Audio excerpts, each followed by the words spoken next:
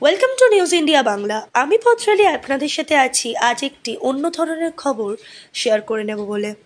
29শে June 2024 রাতটা সমস্ত ভারতবাসীর কাছেই খুবই গুরুত্বপূর্ণ একটি রাত ছিল।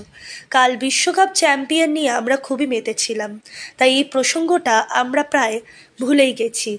কিন্তু সত্যি এটি খুব দুঃখের। এই জুন মাসে আমরা বিদায় দিতে চলেছি আমাদের অনেক স্টার আইকনদের। তার মধ্যে প্রথম শুরু করেছিলেন ভারতীয় ফুটবলার লেজেন্ড ও SC11 নামে খ্যাত সুনীল ছেত্রী। তারপর কাল ভারতীয় টিম থেকে কোচ হিসেবে সরে দাঁড়ালেন হেড স্যার রাহুল দ্রাবিড়।